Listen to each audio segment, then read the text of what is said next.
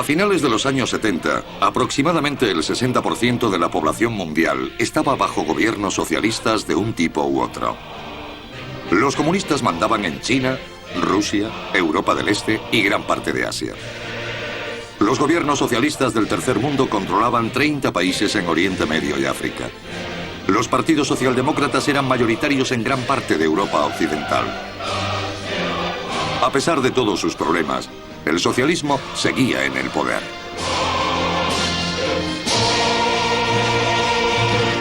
Entonces, inesperadamente, el péndulo empezó a oscilar.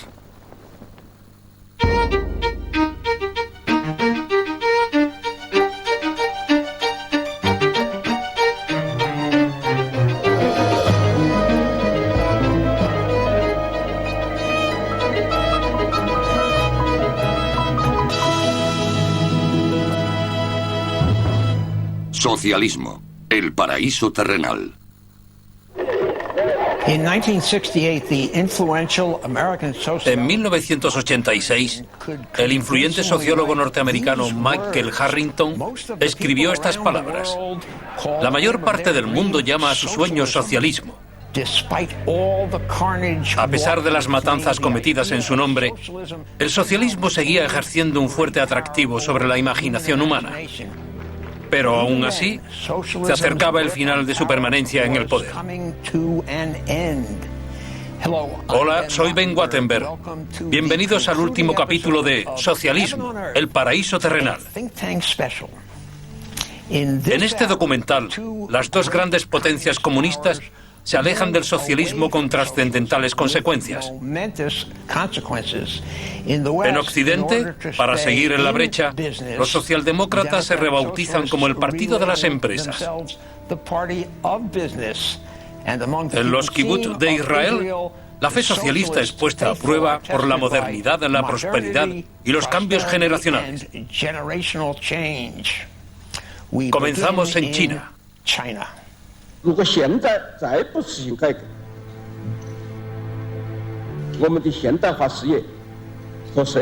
En diciembre de 1978, el Partido Comunista Chino se entregaba a la visión de un nuevo líder, Deng Xiaoping. Su plan para la China post-Mao comenzaba con lo que llamó las 4 modernizaciones: de la agricultura, la industria, la tecnología y la defensa. La diferencia con Deng Xiaoping es que él no era ideológico. No creía que pudiera introducir una utopía de la noche a la mañana, como pensó Mao. Se dio cuenta de que para llevar cambios a China había que hacer profundas reformas económicas. Al mundo socialdemócrata también le esperaban cambios. En la primavera siguiente, Margaret Thatcher se convertía en la primera mujer en el cargo de primer ministro de Gran Bretaña. El punto clave de su campaña, la promesa de invertir el legado de Clement Attlee. Comenzó privatizando muchas de las industrias nacionalizadas. La elección de la señora Thatcher en 1979 fue un símbolo de los primeros triunfos de la revolución capitalista. Un año después, Ronald Reagan llegó a la Casa Blanca. Poco después de aquello, los regímenes socialistas de Francia y España dieron un giro a la derecha. Aunque sería excesivo ver la elección de Margaret Thatcher como el principio del fin, fue un primer aldabonazo de lo que estaba por venir. What I'm describing now is a plan and a hope for the long term.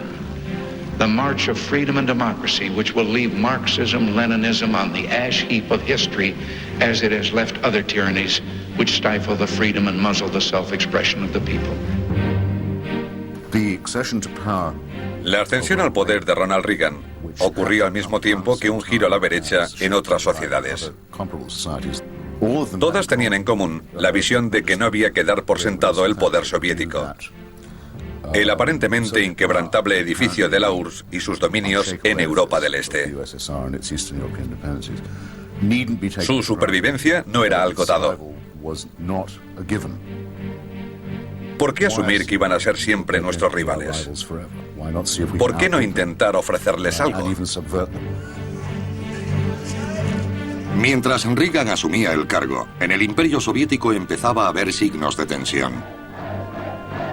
En el verano de 1980, los obreros polacos desafiaron al gobierno comunista, yendo a la huelga en los astilleros Lenin de Gdansk.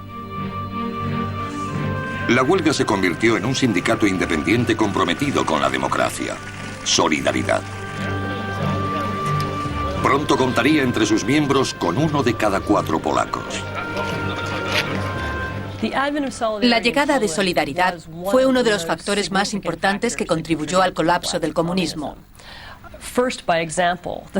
El hecho de que existiera un sindicato independiente en un estado obrero en el que los trabajadores eran supuestamente felices demostraba que no eran tan felices y que el cambio era posible. Sin duda, fue una gran inspiración para los movimientos disidentes del bloque. Mientras tanto, el Kremlin se enfrentaba a una crisis de liderazgo. En marzo de 1985, los jerarcas soviéticos se congregaban en la Plaza Roja para el funeral de Konstantin Chernenko, el tercer líder soviético en morir en el cargo en los últimos 2 años. La elección del sucesor fue fatídica. Puede que Mikhail Gorbachev fuera el último defensor de los ideales de la revolución. Pero su intento de recuperar el verdadero socialismo de la burocracia comunista sacudiría los cimientos de la Unión Soviética.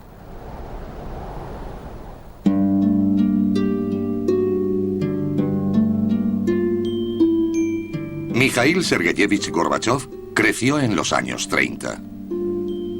Fue un periodo conocido como el Gran Terror. Bajo el mando del sucesor de Lenin, Joseph Stalin, millones de personas fueron detenidas y a menudo ejecutadas. Los especialistas afirman que al menos murieron 20 millones. Gorbachev era nieto de un rico campesino de los llamados kulaks, que fue arrestado y deportado. A principios de los años 30, los kulaks fueron colectivizados, o sea que los mandaron a trabajar en granjas colectivas. Los que no accedieron fueron deportados, ejecutados o enviados a campos de concentración. Su otro abuelo fue detenido en los años 30 y también estuvo en un campo. Creció sabiendo lo malo que tenía el sistema, lo ocurrido durante la época de Stalin.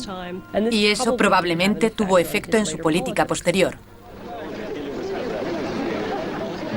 Cuando Gorbachev se convirtió en secretario general en 1985, sabía que el sistema soviético no solo era cruel, también era completamente ineficiente. Piense que se está preparando para el carné de conducir americano. Es un proceso difícil y muy tedioso. Imagine hacerlo todos los días. Así era la vida soviética. Todo el sistema estaba basado en gente que fingía trabajar y en un gobierno que fingía pagar. Se usaba mucha gente cuando lo que hacía falta eran más cerebros. La incompetencia, la sensación de no ir a ninguna parte, fue la sociedad que heredó Gorbachev. Pero para Gorbachev, el problema no era el sistema soviético, sino la forma en la que estaba siendo dirigido. El partido único, el socialismo de Estado, era, según Gorbachev, una elección libre y voluntaria de los rusos. Creía que así se podría relajar el control. Pero no pensaba cambiar algo que consideraba muy importante: la nacionalización de la economía, que para él era la base del régimen soviético. Gorbachev tenía un diagnóstico para lo que aquejaba a la economía soviética: la burocracia. Su prescripción para combatirla fue la perestroika. Perestroika significa reconstrucción, transformación de las cosas. Gorbachev pensó que era posible hacer todas esas cosas dentro del sistema centralizado que existía en la Unión Soviética. Ese fue su error. Gorbachev se dispuso a reducir el papeleo. Pero todo el sistema estaba hecho de burocracia. A pesar de los esfuerzos, parecía correr sin avanzar.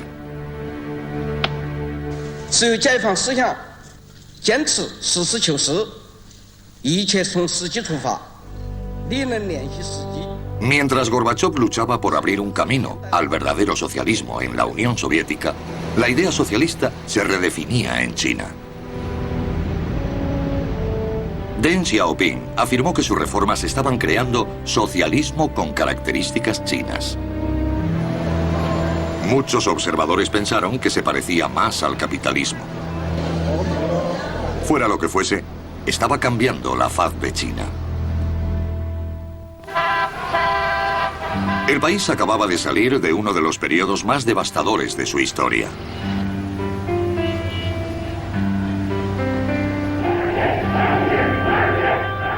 Después del fracaso del gran salto adelante, Mao Zedong lanzó la gran revolución cultural proletaria. El objetivo era limpiar el país del capitalismo y la influencia burguesa. Pero la nueva revolución de Mao perdió pronto el control. En la siguiente década, 100 millones de ciudadanos chinos fueron perseguidos, incluidos dirigentes del Partido Comunista.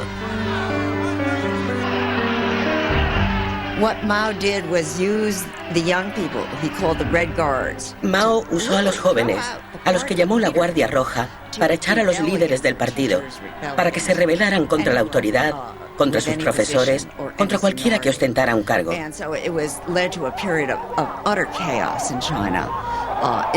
Eso desembocó en un periodo de caos económico y político.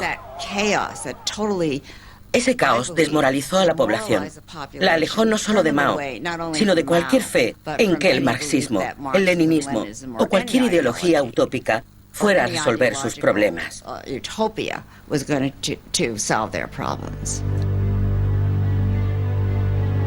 Deng había estado con el movimiento comunista desde el principio y fue uno de los consejeros más cercanos a Mao. Pero su pragmático punto de vista le había generado problemas más de una vez. Durante la Revolución Cultural fue expulsado 2 veces del poder. A su familia le fueron peor las cosas. La Guardia Roja empujó a su hermano al suicidio y su hijo mayor saltó por una ventana, lo que le provocó lesiones que lo dejaron parapléjico.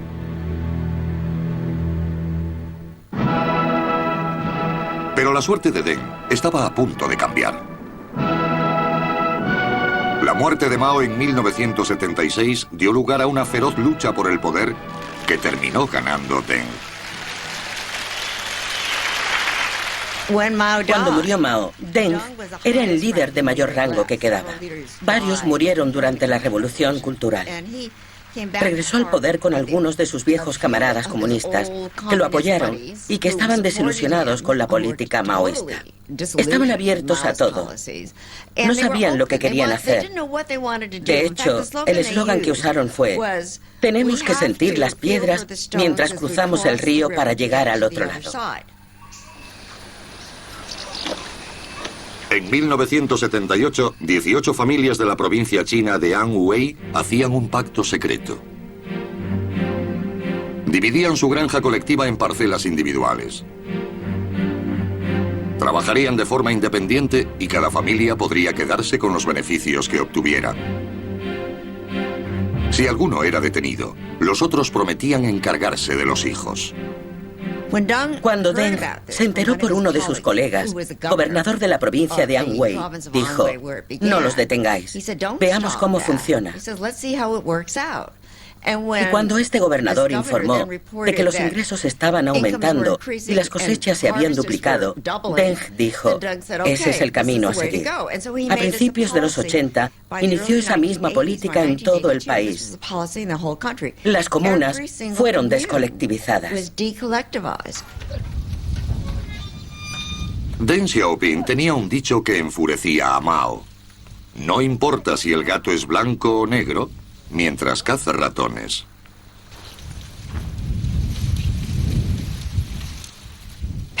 Los campesinos recuperaron sus parcelas. Eso los animó a ganar dinero. Tenían un incentivo económico. Los pueblos empezaron a montar pequeños talleres y a fabricar a escala local. Después hicieron contactos con mercados internacionales. Empezaron a producir camisetas, calcetines y tejidos para mercados de ultramar. Fue un proceso gradual.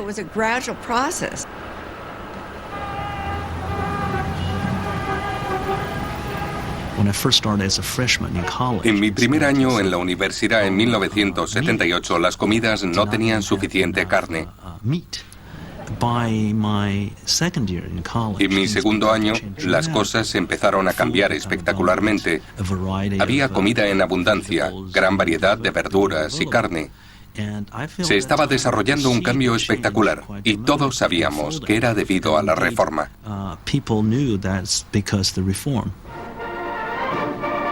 1984 marcó el 35 aniversario de la República Popular China. Según el Banco Mundial, el crecimiento de su economía había alcanzado el 10% anual.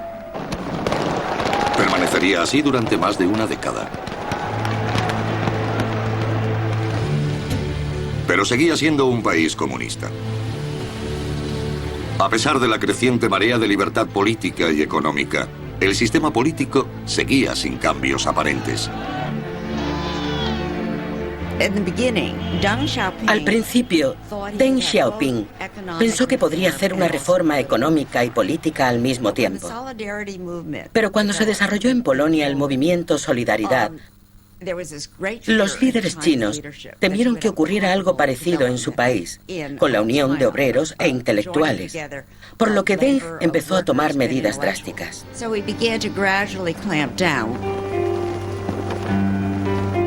El 15 de mayo de 1989, el secretario general soviético Mikhail Gorbachev subía a un avión con destino a Pekín.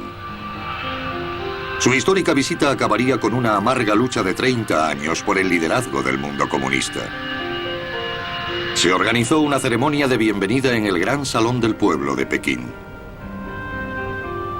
Pero hubo un problema.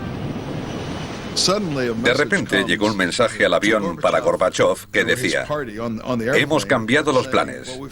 Cuando aterrice, vamos a celebrar una ceremonia alternativa.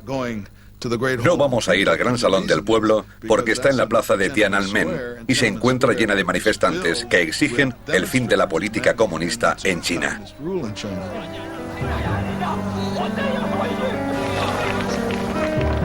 El tercer día de la visita de Gorbachev, 1 millón de personas ocupaba la plaza y las zonas circundantes.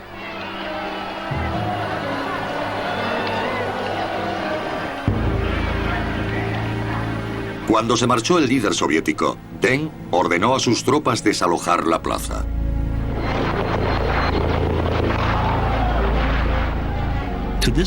A día de hoy, seguimos sin saber el número exacto de personas que murieron en la masacre. Algunos dicen que fueron cientos, otros que miles. Probablemente sea un número intermedio. Aunque Deng había paralizado las reformas políticas en China, pronto ordenó la reanudación de las reformas económicas. En 1993, el Congreso Nacional del Pueblo incorporó a la Constitución la expresión «economía socialista de mercado». Pero el Partido Comunista seguía ostentando el poder. Deng es una figura compleja. Su importancia en la historia será examinada una y otra vez a lo largo de los años. Su objetivo final no era acabar con el Partido Comunista Chino. La reforma china iba a mantener la estabilidad, pero sin cambiar fundamentalmente el sistema político.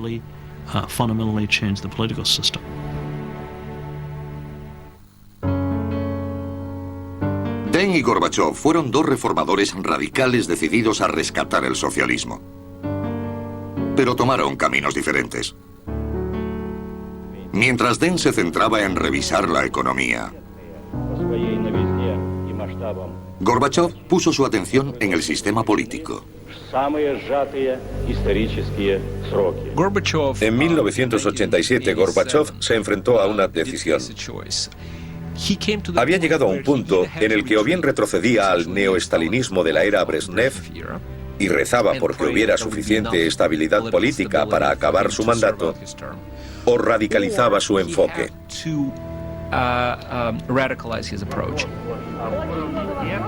Nadie sabía a principios de 1987 que aquello desembocaría en una revolución.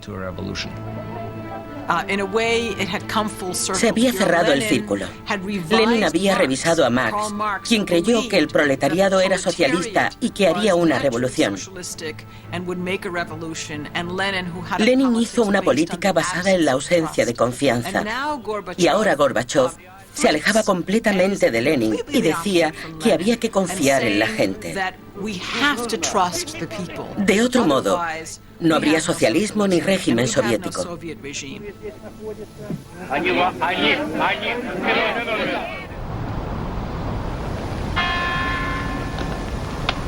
Gorbachov hablaba a menudo de glasnost, palabra que significa apertura. El pueblo soviético era ahora libre de hablar sobre temas prohibidos desde hacía tiempo.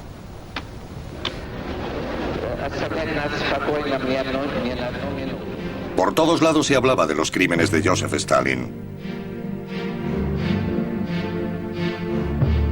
Pero la glasnost no se detuvo ahí. Se deshicieron rápidamente del stalinismo. Volvieron a Lenin, un icono para Gorbachov, y empezaron a descubrir lo injusto, poco equitativo y estúpido que era el régimen en lo económico.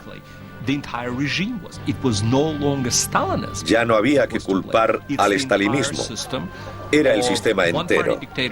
Una dictadura de partido único basada en la nacionalización total de la economía. La glasnost se convirtió en una cerilla lanzada a un charco de gasolina.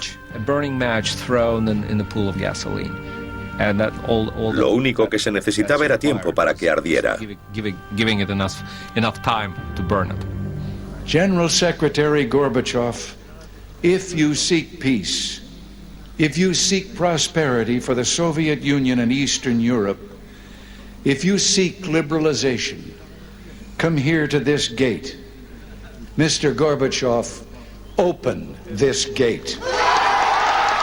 El cambio se aceleró por las presiones dentro y fuera del país. Mr. Gorbachev, tear down this wall.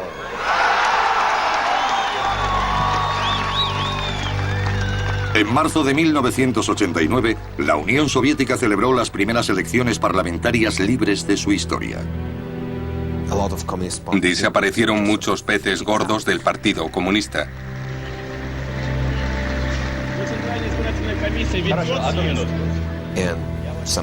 Jóvenes ingenieros, médicos, filósofos o periodistas se convirtieron en miembros del Parlamento.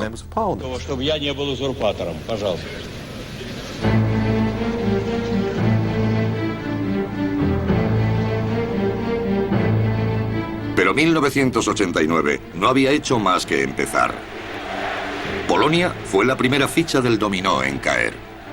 Solidaridad, el sindicato independiente, había logrado sobrevivir clandestinamente a lo largo de los años 80. Enfrentándose a un creciente descontento, los comunistas polacos finalmente cedieron a las exigencias de elecciones parlamentarias. Se celebraron elecciones libres, pero hubo truco. Ciertos escaños se suponían garantizados para el gobierno y la oposición no podía desaprobarlo. Debió ser la única vez en la historia que los candidatos se presentaron sin oposición y aún así perdieron. Los votantes tacharon los nombres de los comunistas de las papeletas. Solidaridad conseguía el 99% de los escaños del nuevo Senado. Mientras, Moscú permanecía en silencio. Los acontecimientos en Polonia tuvieron un gran efecto en la Unión Soviética. La gente no se creía que estuviéramos haciendo cosas diferentes, que nos estuviéramos oponiendo. Nadie se creía que eso estuviera ocurriendo en nuestro país. La victoria de la coalición liderada por Solidaridad en las elecciones parlamentarias de junio de 1989 inició la fase final de la caída del bloque del Este. Al año siguiente desaparecía el Pacto de Varsovia.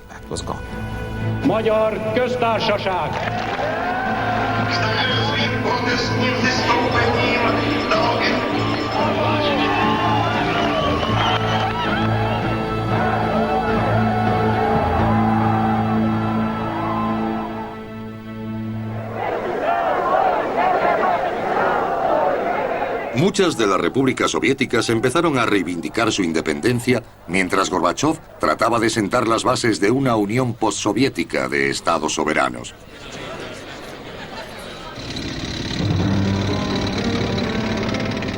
Pero un grupo de jerarcas comunistas de la línea dura se cansó.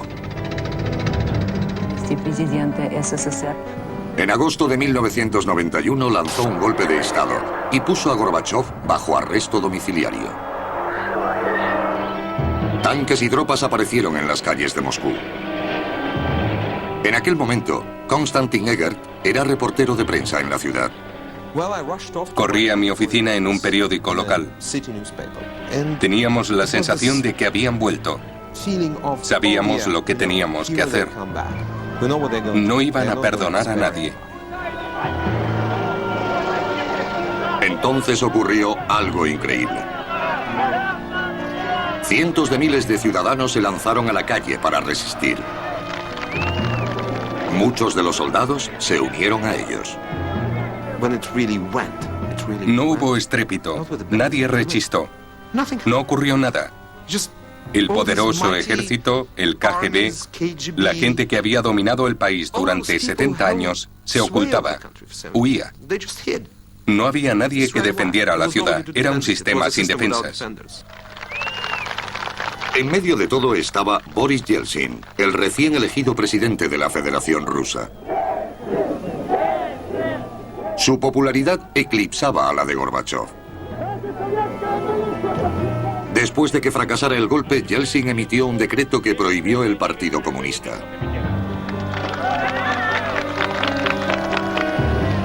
En los meses siguientes, las repúblicas rusas, una a una, aprobaron declarar su independencia.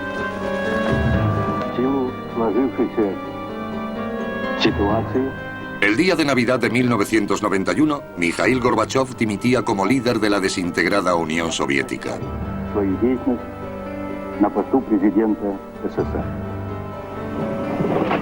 El otrora temido poder comunista ya no existía.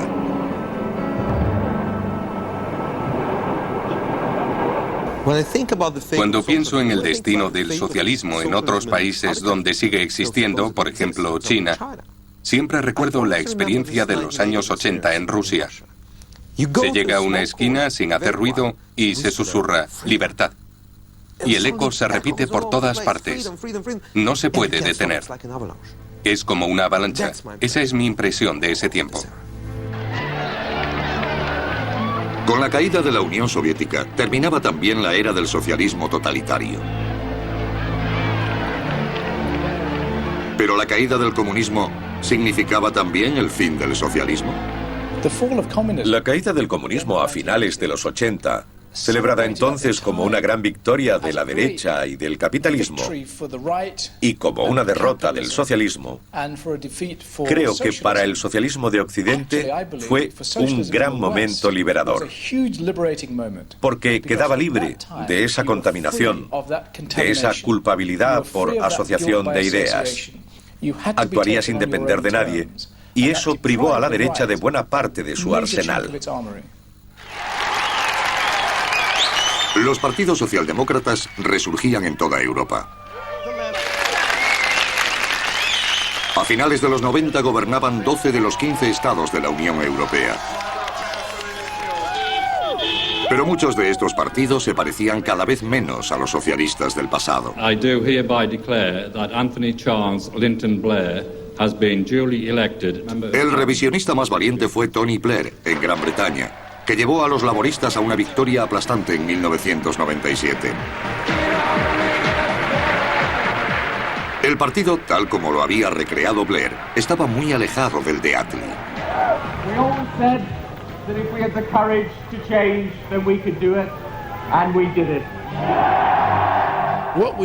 Buscábamos por encima de todo regresar al gobierno. Parecía que Tony Blair lo conseguiría con un inicio limpio. Pero muchos miembros del Partido Laborista no se daban cuenta de que estaba abandonando la socialdemocracia.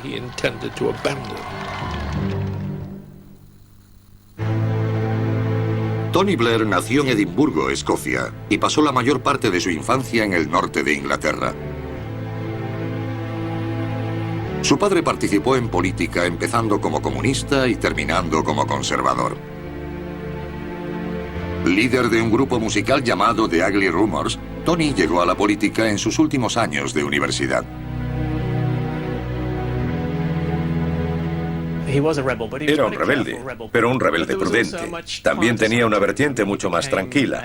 Se había confirmado cristiano en la Universidad de Oxford. Tenía fe en la justicia social y en los valores de la política de izquierdas.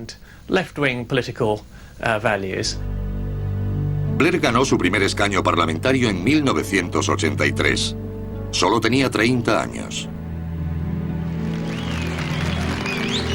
Pero se resistía a la marea nacional. Margaret Hilda Thatcher, Conservative Party candidate. Los laboristas estaban en su peor momento y la lista de su partido había sido derrotada por los conservadores.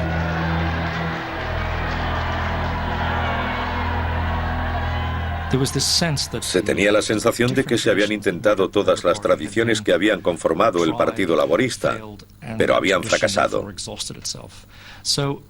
La tradición se había agotado. Gente como Blair tenía razón al pensar que debían rehacer el partido de arriba a abajo.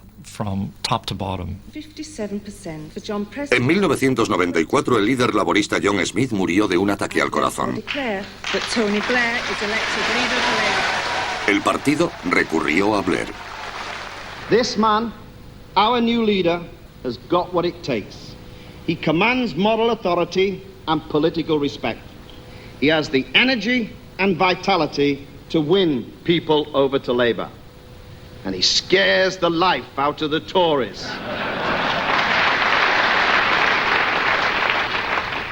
And me. Fue una época muy emocionante. Había una especie de cruzada ferviente y estaba rodeado de asesores importantes. Fue emocionante. Pero a veces resultaba preocupante su actitud con el partido. Esto se entendió mejor el día que Blair anunció ambiguamente en el Congreso del Partido Laborista que estaba preparado para embarcarse en la revisión de los estatutos, o como él lo llamó, nuestros objetivos y valores. Let us say what we mean and mean what we say. Stop saying what we don't mean and start saying what we do mean, what we stand by, what we stand for. Puede que las palabras parezcan crípticas, pero todos los miembros del Partido Laborista supieron de lo que estaba hablando, de la cláusula cuarta, la parte de los estatutos que defendía la propiedad colectiva. Blair quiso dejar claro a los votantes que el partido ya no creía en ese tipo de socialismo. It's not the socialism of Marx or state control. We are the party of the individual because we are the party of community. It is socialism. Pero la cláusula cuarta llevaba instaurada desde 1918 y muchos laboristas no querían renunciar a ella sin luchar.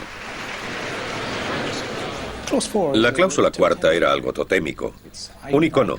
A la gente no le gusta que se anden cambiando las cosas. Es como intentar cambiar el libro de Salmos de la Iglesia de Inglaterra. Provocaría todo tipo de controversias. Al año siguiente, los delegados laboristas se reunieron en el Central Hall de Westminster, donde se había aprobado la cláusula cuarta 77 años antes, para votar el nuevo lenguaje de Blair. For the new clause 4, 65.23% against 34. El 65% estuvo a favor. Blair convenció al partido de que había que acabar con el lenguaje tradicional socialista de la cláusula cuarta, pero lo sustituyó por ambigüedades. Se puede leer una y otra vez sin saber a ciencia cierta lo que dice. Pero el significado de esa ambigüedad quedó claro en la práctica cuando Blair se presentó a primer ministro y llevó al Partido Laborista en una nueva dirección. La política por la que abogó en su campaña era cualquier cosa menos socialista. What do you think then the relationship should be between the trade union and the Labour government? Fairness, not favours. We're also putting forward proposals as to how we can involve the private sector as well as the public sector. It is a welfare-to-work budget. Tony Blair y el nuevo Partido Laborista consideraban fundamental dar la impresión de ser un partido seguro. El enfoque se reducía a unas cuantas cosas. Primero, distanciar al Partido Laborista de los sindicatos. Segundo, apelar a los votantes de clase media que de otra manera votarían a los conservadores. Y finalmente hacer las paces con el mundo empresarial, con los mercados británicos y el capitalismo. Even those business people that aren't supporting Labour now know they've got a Labour Party that supports enterprise, that supports business. Se acercaban las elecciones generales de 1997 y la estrategia de Blair parecía funcionar.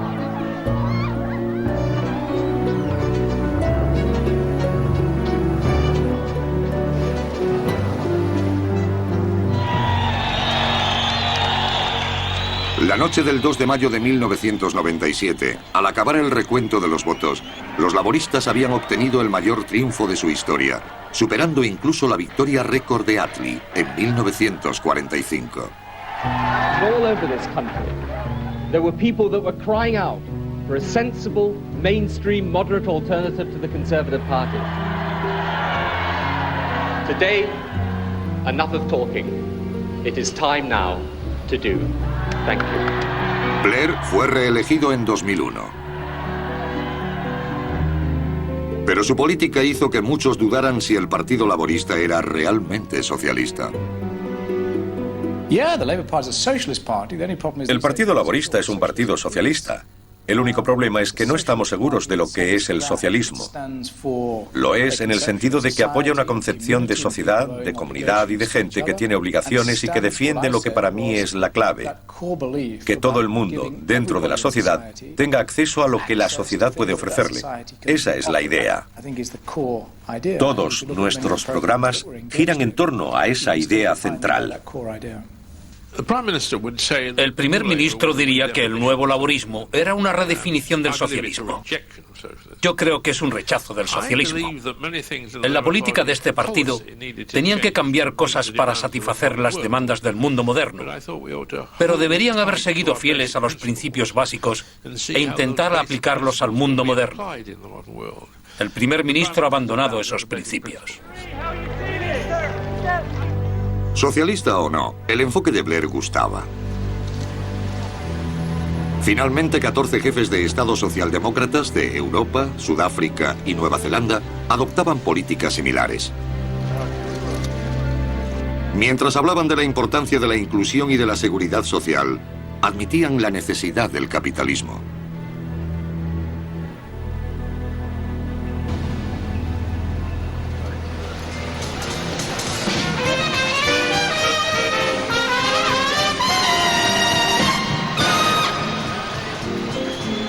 El triunfo de la libre empresa fue el tema central del primer baile anual capitalista de Bruselas.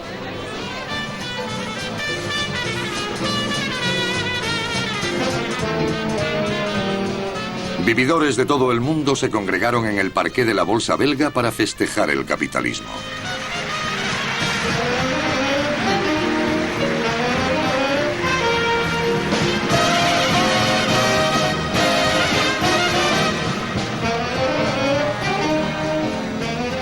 El día antes del baile, algunos se reunieron para ver el futuro del socialismo. Ladies and gentlemen, comrades. Oh no, sorry, you're the wrong audience for that. La conclusión no fue otra que un obituario. Socialism will not die, but it will surely change into something else. And I would argue that today socialism, after the failed experiment of the Soviet Union, has gone back to some of its 19th century features as an anti-establishment.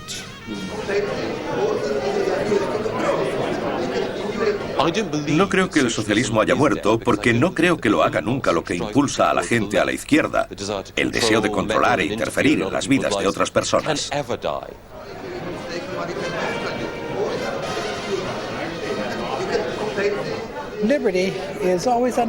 La libertad está amenazada y el socialismo es una de esas amenazas. Pero también tiene algo de dinámico y moral. Es esa ambigüedad lo que lo mantiene vivo y lo convierte en un peligro.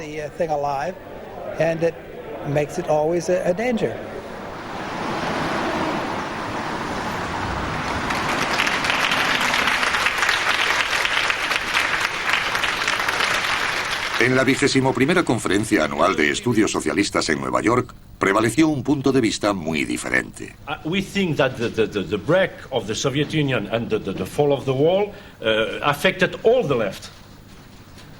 Social Democrats, because they lose some reference to build some model of regulation. You don't go from what you've got to what you desire like that. You have to win a series of changes. Es un error equiparar el fracaso de los partidos socialistas concretos y regímenes con el fracaso del socialismo o el fin de sus valores e ideas. Son un reflejo de lo que intentaban construir en cierto momento, en ciertas partes del mundo. Se esperaba que, dado el dinamismo y el poder del capitalismo como sistema, los primeros intentos de construir instituciones para derrocarlo no fueran perfectos. Estoy seguro de que en el curso del siguiente siglo veremos muchos intentos de construir nuevos partidos, nuevos sindicatos, nuevos movimientos que serán socialistas en esencia y que aprenderán de los errores del pasado.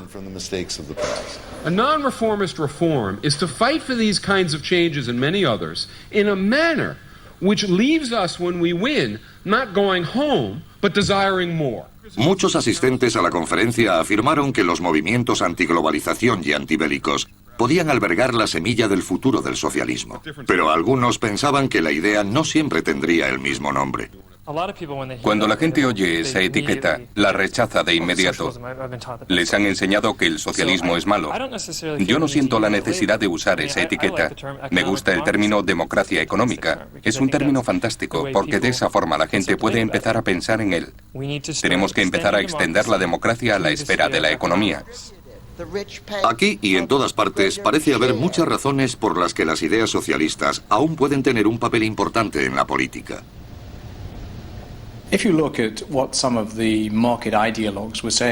Cuando cayó el muro, los bailes de victoria de algunos ideólogos del mercado eran tan exagerados que me recordaban a los antiguos marxistas que creían haber descifrado el secreto de la historia. Pero no se descifra porque te tropiezas con nuevos problemas. El mercado ganó en la medida en que no había una alternativa organizada. Pero no ganó en cuanto a que siguen teniendo que elegir entre una economía de mercado o una sociedad de mercado.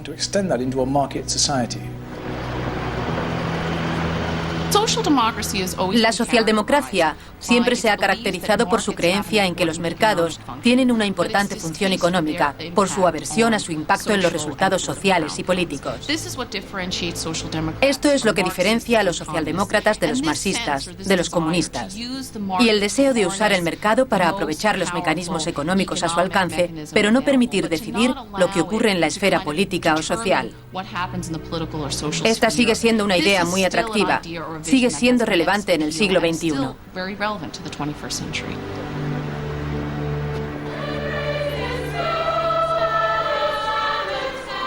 Comienza el nuevo siglo. Los partidos socialdemócratas gobiernan en casi toda Europa. Pero las políticas no ofrecen nada parecido a los sueños de sus antepasados socialistas.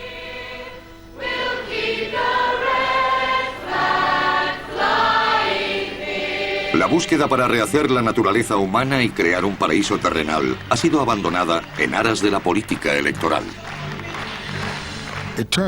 Socialdemocracia o socialismo democrático son términos contradictorios. En muchos casos, los partidos socialistas han conseguido el voto para llegar al poder, como Mitterrand en Francia, Attlee en Inglaterra o los socialdemócratas alemanes.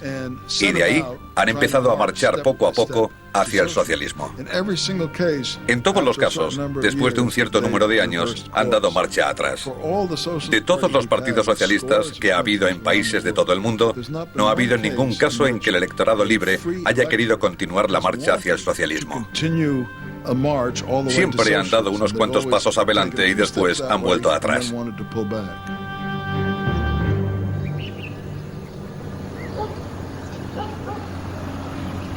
El socialismo que más avanzó democráticamente fue el de los kibutz de Israel.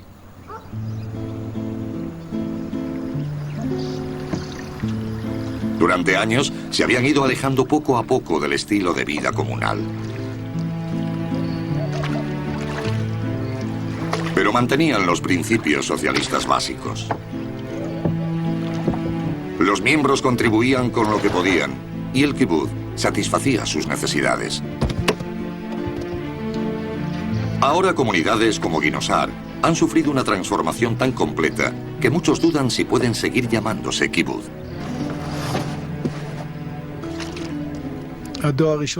La primera generación siguió nuestros pasos, la segunda algo menos. Y la tercera, la que está ahora en el kibutz, es completamente diferente. Todo empezó a finales de los años 70, cuando el gobierno de Israel pasó a los conservadores y el movimiento perdió gran parte del apoyo económico que lo mantenía. Cuando una crisis golpeó a Israel en 1985, las colonias se encontraron con créditos que no podían pagar. Hasta 1985, un miembro del kibutz siempre podía pensar: hay problemas. No sabemos si nuestro modo de vida es mejor que el del resto del mundo, pero funciona. Después de la crisis económica ya no pudieron decir lo mismo. A finales de los 70 y principios de los 80, los primeros niños nacidos en los kibutz habían crecido y tenían hijos y nietos. Ahora ya no existía la tarea urgente de reconstruir una nación. Las generaciones jóvenes estaban desilusionadas con ese estilo de vida. El movimiento compartía con otros socialistas la idea de que la gente era producto de su socialización. Si se educaba a esa gente en un sistema de justicia plena, se podría crear un hombre nuevo. Una persona carente del individualismo egoísta que pensaría y viviría para el bienestar del grupo como un todo. Pero terminó siendo todo lo contrario. Los niños del kibutz se convirtieron en individuos inteligentes, con carácter, emprendedores, trabajadores y constructivos.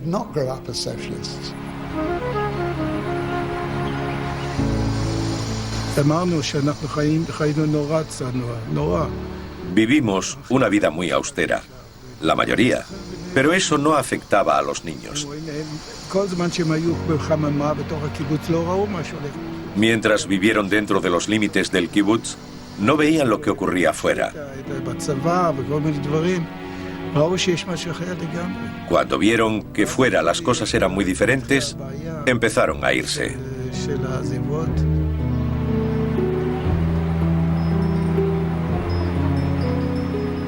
La hija de Moshe Abes, Noah, fue una de las que abandonó. El kibutz no es algo natural. Va contra natura. Es lo opuesto a la naturaleza humana. Trabajas duro, te pluriempleas y al final recibes lo mismo que quien no trabaja.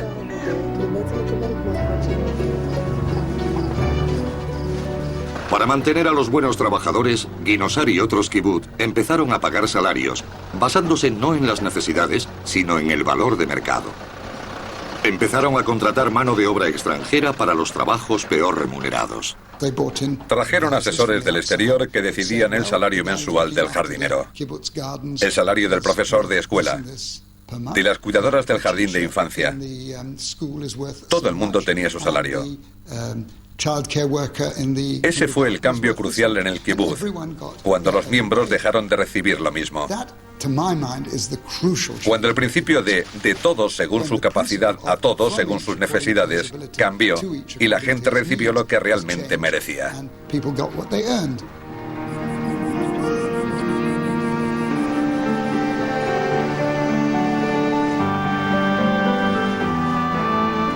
Hoy Ginosar se ha unido al resto del mundo y ha adoptado el capitalismo.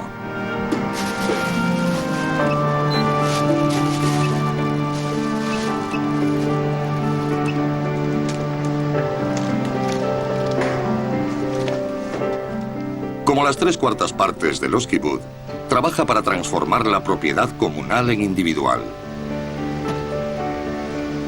Los miembros se convertirán en propietarios. Si se quedan, será porque cambien las cosas. Si no, yo tampoco me quedaría. Gracias a los cambios he podido ahorrar. Yo, como directora de escuela, y mi marido, que está pluriempleado, hemos logrado comprarnos un coche. Desde hace 2 semanas, a los 43 años, tengo un coche. Tengo independencia, y ese cambio me parece maravilloso.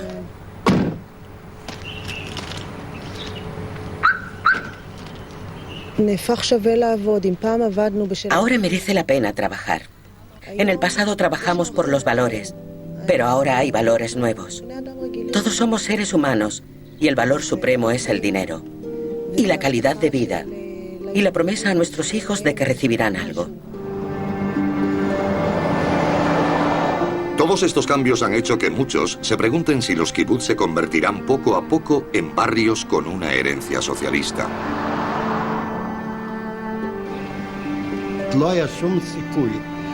No hay forma de que este tipo de vida, que no se encuentra en ningún otro lugar del mundo, perviva durante años y años de forma comunal y colectiva. El país no nos necesita. Este modo de vida ha llegado a su fin. Se ha agotado. El kibutz ha llegado a su fin.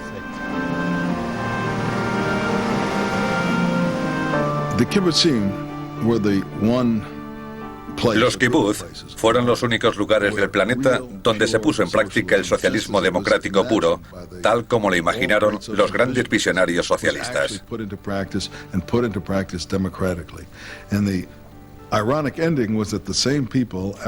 El irónico fin fue que después de unos años, la misma gente votó democráticamente alejarse del socialismo y organizarse de otro modo. Esto es la prueba final de que el socialismo, no el impuesto como en China o Rusia, sino el adoptado voluntariamente por la sociedad, es simplemente algo imposible. La gente no estaría satisfecha viviendo así. Como pueden imaginar, yo no soy socialista, aunque aplaudo algunas de las reformas que han hecho. Pero mientras pienso en el socialismo, mis pensamientos siguen regresando a Norteamérica. Al mismo tiempo que la doctrina socialista empezaba a tomar forma en el continente europeo, un grupo de antiguos colonos británicos también imaginaba una nueva sociedad. Pero tenían en mente algo diferente. Los fundadores de Norteamérica adaptaron el sistema a la gente tal como es, no como debería ser en un mundo ideal en el futuro. Y ese sistema ha visto el ascenso del socialismo y ahora su declive. El capitalismo democrático no es perfecto, pero funciona mejor que otros sistemas conocidos. Para los que quieren mejorar el mundo, es algo a tener en cuenta. Gracias por su atención. Soy Ben Wattenberg.